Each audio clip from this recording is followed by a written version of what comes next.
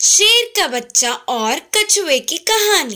एक जंगल में शेर का बच्चा पूरे जंगल में घूम रहा था। उस शेर के बच्चे को एक कछुआ दिखा, लेकिन यह शेर के बच्चे ने कभी भी कछुए को नहीं देखा। उसका वही पहली बार था। तो तुरंत उसने कछुए के पास जाकर कहा, तुम कौन हो? करके पूछी। तब कछुए ने कहा कि मैं भी आपकी तरह ही एक जानवर हूँ, मेरा नाम कछुआ है। यह बातें सुनते ही शेर के बच्चे को बहुत गुस्सा आया और तुरंत बोला कि मैं इस जंगल का होने वाला राजा हूँ। मैं और तुम एक कैसे हुए? बोलते हुए कछुए को मारने लगा। तो तुरंत कछुए ने अपनी सिर और पैरों को अपने मजबूत शरीर में छुपा दिया। इससे उस शेर के बच्चे को और ज्यादा गुस्सा आने लगा और उस कछुए को एक बड़ी सी लकड़ी को लेकर जोर जोर से मारने लगा, लेकिन फिर भी उस कछुए को कुछ नहीं हुआ। इसके बाद एक पत्थर लाकर जोर जोर से पीटने लगा, फिर भी कछुए को कुछ भी नहीं लगा। इतने में कछुए ने शेर के बच्चे से कहा, महाराज तुम न किसी भी चीज से मार लो, कोई बात नहीं, लेकिन कृपा करके मुझे पानी में मत फेंकिए। तब शेर का बच्चा उस कछुए को पानी से डर लगता है करके सोचकर तुम्हें ऐसे कैसे छोड़ दूं बिना कुछ किए? बोलते हुए कछुए को लेकर पास की नदी में फेंक दिया और पानी में गिरी हुई कछुआ हंसते हुए बोली, हाँ हाँ हाँ पागल महाराज, मैं इस पानी में तो जीती हूँ। बोलते हुए वहाँ से चली गई। शेर का बच्चा उसकी होशियारी से झटका खाकर चौंक गया। एक बुद्धिहीन मछली। एक घना जंगल था। उस जंगल में एक सुंदर सा तालाब था। उस तालाब में मेंढक मछली और कई सारे जलवासी रहते थे। उसी तालाब में एक बुद्धिहीन मछली भी रहती थी। वह अपने आप को सबसे ज्यादा बुद्धिमान और बाकी के सब को बुद्धिहीन समझती थी और चाहती थी कि सब उसकी बात ही सुने।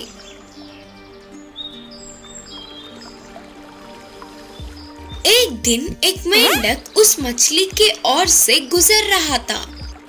तो मछली ने कहा, मेंढक मामू, इधर आओ ना, मुझे तुमसे बात करनी है। तब तुरंत मेंढक ने पूछा, क्या रे मछली, मुझसे क्या बात करोगे?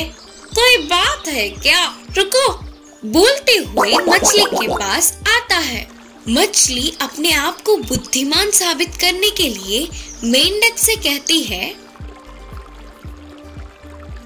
अरे मेंढक मामू, तुम और मैं एक मुकाबला करते हैं। जो मुकाबले में जीतेगा उसको अपनी पीठ पर बिठाकर, जो भी मुकाबला जीतेगा उसको अपनी पीठ पर बिठाकर सैर करवाना पड़ेगा। तब मेंढक ने कहा, मुझसे ज्यादा तो तुम्हें ही तेजी से तैरना आता है। लेकिन फिर भी जैसे तैसे करके मछली ने मेंढक को मनवाया और वो मुकाबले के लिए मान गया। फिर अगले दिन ही मुकाबला शुरू हुआ। जैसे ही शुरू हुआ, मछली ने तुरंत तैरते हुए मुकाबला जीत गई और मेंढक हार गया। तब मछली ने मेंढक से कहा, मुझसे तुम हार गए, और अब तुम्हें मुझे तुम्हारी पीठ पर बिठाकर पूरे तालाब का चक्कर लगाना पड़ेगा। मछली चिढ़ाते हुए बोली। मेंढक के पास कोई और चारा ना रहते हुए उसकी बात माननी पड़ी और तभी उस मछली ने मेंढक के पीठ पर छलांग मारते हुए बैठ गई और मेंढक भी उछल उछल कर पूरी तालाब का चक्कर काटने लगा। मेंढक के पीठ से मछली जमीन पर गिर पड़ी और तड़पने लगी। तभी ऊपर से एक सारस ने उस मछली को देखा और तुरंत अपनी चोंच से पकड़कर और उसे एक पेड़ की ढाली पर रखकर खाने लगी।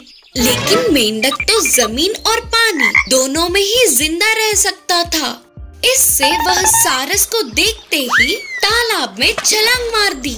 इस प्रकार से मछली अपनी बुद्धिहीनता से और मेंढक ने जान बचा ली। इस कहानी से हमें यह सीख मिलती है कि किसी भी मुकाबले में हमें सोच समझकर उतरना चाहिए। 3 वरदान।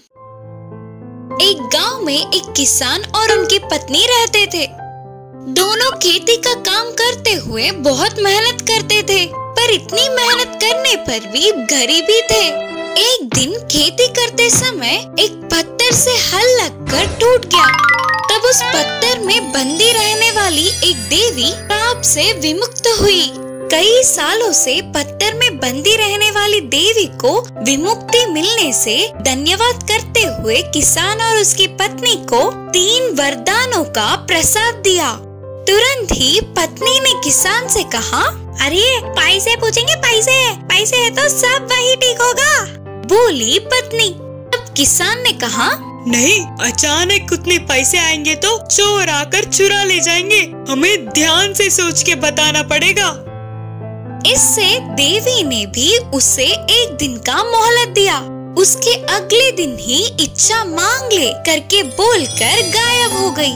दूसरे दिन भोजन के लिए बैठकर पत्नी ने कहा, पैसे ही पूछना था, आज के दिन अच्छे से तंदूरी चिकन खाए तो कितना अच्छा था। बोलते हुए पत्नी ने खाने की इच्छा जताया। तभी उनकी थाली तंदूरी चिकन से भर गई।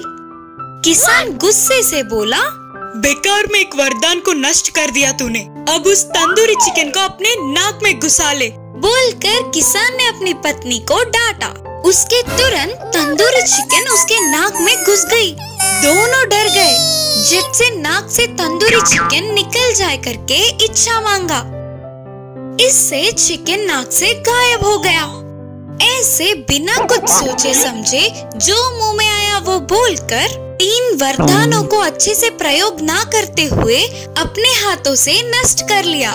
उसके बाद अब ऐसे माथा टेकने से क्या फायदा। खरगोश में बदलने वाला शेर। एक बड़ा सा जंगल था। उस जंगल का महाराज शेर था, लेकिन ये सभी शेरों की तरह नहीं था। जंगल में सभी जानवरों के साथ अच्छे से रहता था। हर एक जानवर को ना खाते हुए बस भूख मिटाने के लिए ही शिकार करता था। जंगल के सभी जानवर उसे देखकर डर के भाग जाते थे। इसका शेर को बहुत दुख पहुंचता था। उसे भी उनके साथ मिलकर खेलने की, दोस्ती करने की इच्छा होती थी, पर वो गुफा में ही अकेला रह जाता था। उनके साथ मिलकर रहने की सोचा तो वे उसे देखते ही डर के भाग जाते हैं करके शेर को दुख होता था। एक दिन उस जंगल में एक साधु तपस्या करने आया है। वह रोज जंगल के सभी जानवरों से बात करता था। शेर उनके पास आकर बोला, स्वामी जी, क्या आप मेरी एक इच्छा को पूर्ण कर सकते हो क्या? बोलो। फिर शेर ने पूछा, मुझे ऐसे शेर की तरह नहीं रहना, आजादी से सबसे मिलजुल कर रहने वाली खरगोश की तरह रहना है। मुझे खरगोश की तरह बदल सकते हो क्या स्वामी जी? साधु ने जवाब देते हुए पूछा, तुम इस पूरे जंगल के महाराज हो, ऐसे छोटे से खरगोश में बदलना चाहते हो? इंसान तक शेर की तरह जीना चाहता है, पर तुम ऐसे छोटे जीव में बदलना चाहते हो, ऐसा क्यों? शेर ने कहा, नहीं स्वामी जी, मुझे ऐसे ही उछलने वाली खरगोश की तरह जीना है। ठीक है फिर, बोलकर साधु तुरंत शेर को खरगोश की तरह बदल देते हैं। गोरा, छोटा, प्यारा सा खरगोश बनने वाला शेर वह साधु के आश्रम के पास उछलते हुए खरगोश दूसरे जानवरों को मिलकर खेलते हुए खुश हुआ। जो भी मिला वो खा के अच्छे से गुजारा कर दिया। इतने में शिकारियों की आने की भनक लगते ही सारे जानवर भाग गए। कैसे भागना है पता न होने पर खरगोश शिकारी के पकड़ में आ गया। अरे ये तो मस्त है, आज तो मुझे दावत ही है, बोलते हुए बस्ते में डालकर आगे चलने लगा शिकारी। तभी दूसरा जानवर दिखने से उसे शिकार करने के लिए बस्ते को नीचे रखा।